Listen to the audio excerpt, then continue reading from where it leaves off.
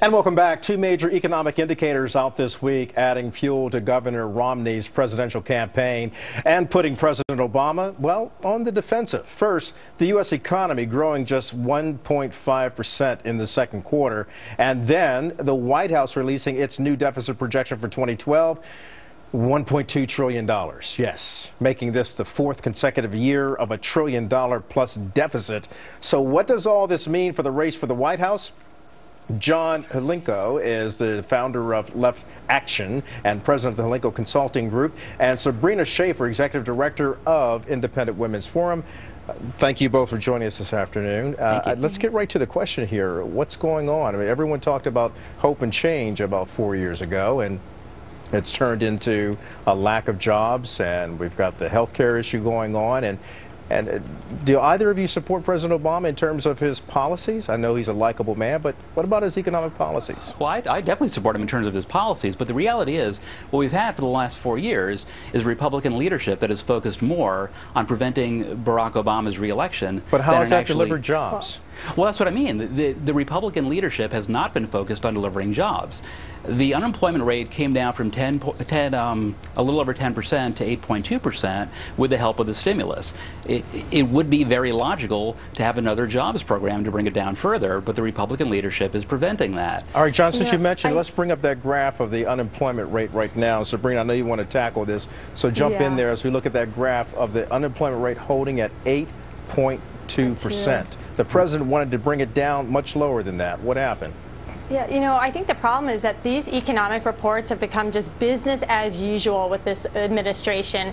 And I think that the American people are suddenly realizing that binge spending and, hyper-regulation is not what this economy needs. They want to see Senate Democrats, they want to see this White House really tackle these economic problems head on, to cut, to make the tax cuts permanent across the board for all levels of the tax ladder. They want to see entitlement reform really tackled.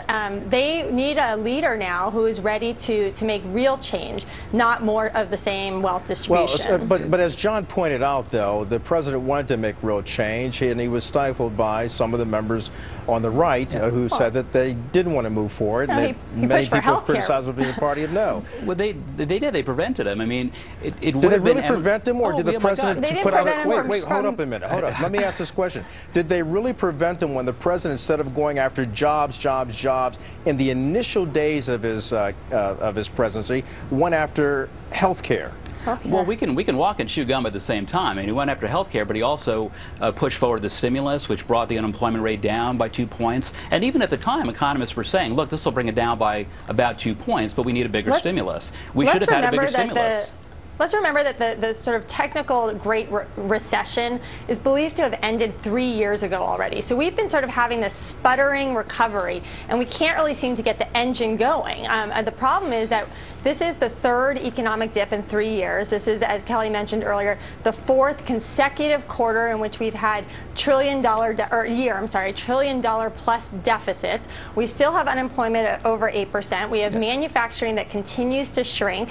I think it's clear that the current policies of picking winners and losers is not working. And see, therein apparently lies the rub. And you're talking about finding solutions. How do you find a solution when the president is talking about the haves and have-nots and giving more to the middle class rather than making tax cuts for everybody? And then there's the economy, John. Absolutely. The economy has not done what the president wanted to do. And he said if it doesn't move the way he wants to move it along to get it better, that he doesn't deserve a chance to be reelected. The solution is obvious, and the obvious solution is being blocked by the Republican leadership. 92% of economists polled by the University of Chicago said that the first stimulus worked to reduce unemployment. We reduced it from 10 to 8. We need to reduce it further to more like 4 or 5. Now look, no one wants to hear about more government spending. But the reality is what you need to do, I mean, austerity now is like putting a malnourished patient on a starvation diet. Consumers are not spending, businesses are not spending. It's a necessary evil. Government needs to get in there and jumpstart the sputtering economy. Well, and I think that's where Romney has an opportunity now to get out there. I mean, the fact is he should probably come home from Europe and he should start addressing these issues.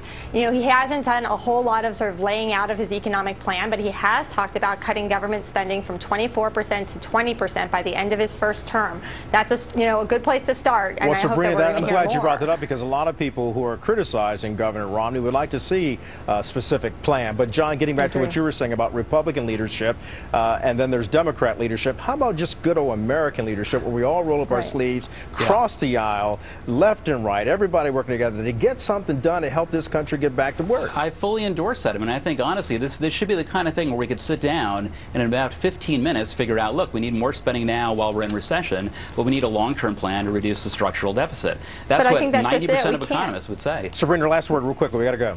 Well, look, I mean, this is going to affect the November election, but I think what we're finding is that this is impacting Americans every day right now. And the problem is that we have a very big difference of opinion. I think that we need to have massive tax cuts across the board, and John thinks that we need to have more spending. We'll end it there. Sabrina Schaeffer and John Hlinko, thank you both very much for a spirited debate on what's going on with our presidency and the campaign. Thank you. All right. Thanks. Well, now that